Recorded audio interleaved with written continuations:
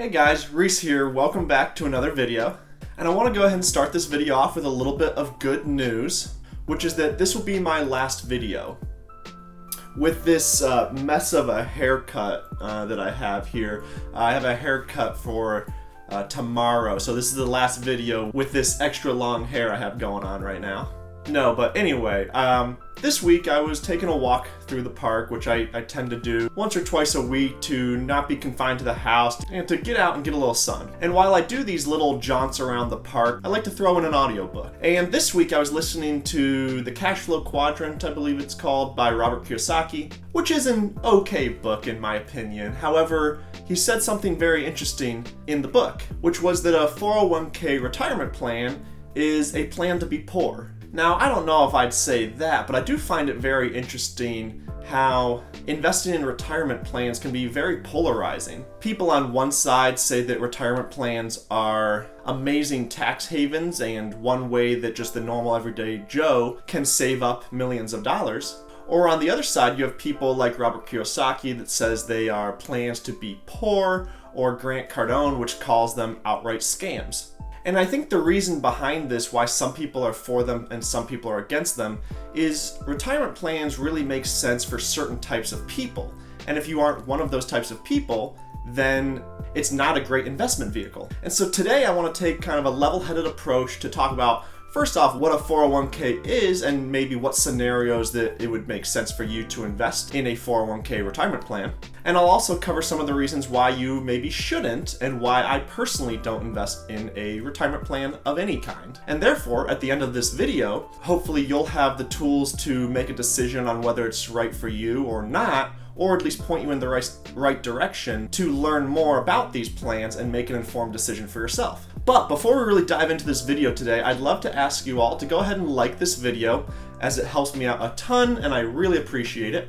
As well as, if you're new to the channel, please go ahead and subscribe. I put out videos twice a week on Monday and Thursday, and I'd love to see you back here in the next video talking about real estate, finance, and some other miscellaneous topics. Okay, so let's dive into what a 401k is on a basic level, as many people, maybe just starting their career, really don't know yet what a 401k is. Now, 401k refers to Section 401k of the IRS tax code, which authorizes company-sponsored retirement plans. This came about in 1978 and was really created to allow employees to defer compensation earned today until retirement. So what's that mean?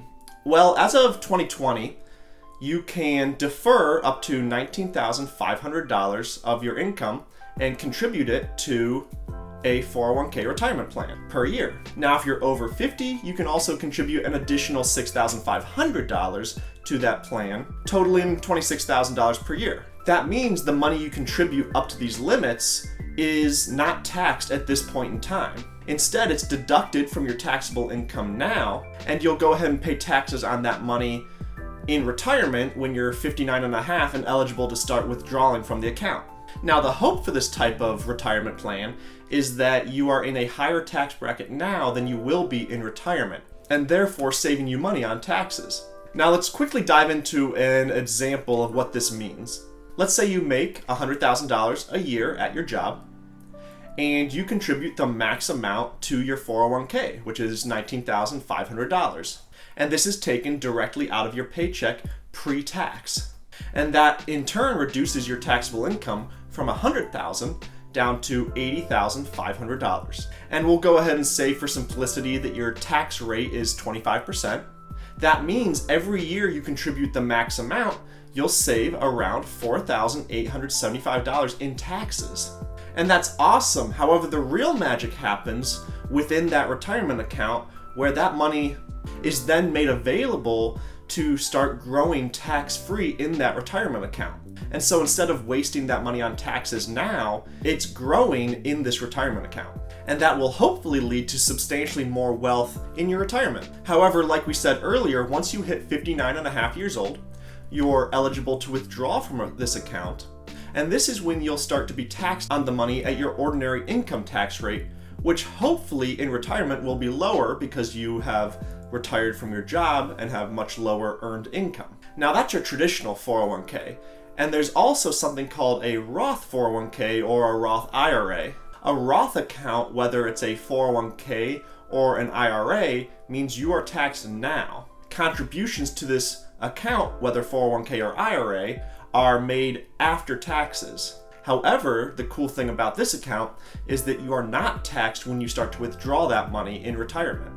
This means that in order to invest that same $19,500 that you invested in a traditional account, for a Roth account, you have to pay taxes first, which means you really need to earn, in a 25% tax bracket, around $26,000 to invest that same $19,500. Now, in addition to the tax advantages of a 401k, most employers will also offer some sort of employer match program. This essentially means that your employer will match a certain percentage of the contributions you make into your account. So if your company offers a 50% match program, if you contribute the max of $19,500 in 1 year, your company will also contribute $9,750 to your 401k account. And that's just free money, which is crazy.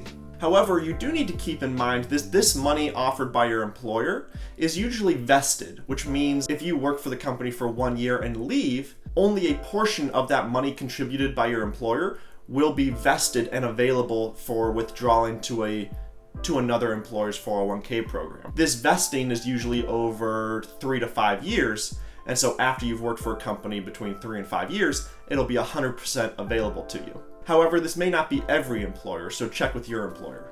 Now, not every employer offers a 401k program. So if that's the case, you can then contribute to an IRA, and those are available both Roth and traditional as well. And even if your company does offer a 401k, you can contribute to an IRA as well. Now, contribution limits for an IRA in 2020 are $6,000 a year if you're under 50 and $7,000 if you're over 50. And finally, if you're self-employed, you can set up what's called a SEP 401k, which is also sometimes referred to as a solo 401k. This type of account is pretty cool because it allows you to contribute as both the employer and employee. And these limits in 2020 are $57,000 a year. However, these limits adjust based on income, so go ahead and refer to the irs.gov website for those guidelines. Now finally, who should have a 401k or an IRA, and what type, a traditional or a Roth? Well, this is very general as everybody's financial situation is different, and you should definitely consult an accountant, as I am not one, so this is my opinion and not investment advice. However, in general, someone who is currently in a high income bracket now and currently being taxed very heavily, who then plans to be in a much lower one in retirement, should probably be contributing to a traditional 401k and a traditional IRA, and therefore reducing their tax burden now.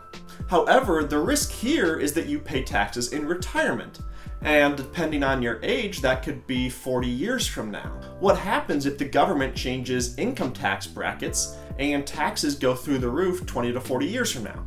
That's just something to think about, as nobody really knows what's going to happen in the future. Now, in general, if you're younger, or you earn very little income now and you're in a lower income tax bracket, and you plan to retire in a much higher income tax bracket due to investing in real estate and other assets that continue to pay you income even in retirement, you should probably opt for a Roth option, whether a Roth 401k or a Roth IRA. The cool thing about a Roth option versus traditional is with the Roth option, you can withdraw your contributions before you turn 59 and a half, penalty free, giving you much more liquidity, whereas with a traditional option, you would have to pay a penalty and taxes on that money. Finally, the reason why I choose not to contribute to a 401k versus IRA, which I'm not saying is correct, it's just what I have chosen, is one, due to the liquidity issue, where that money is set aside till 59 and a half, as well as the fact that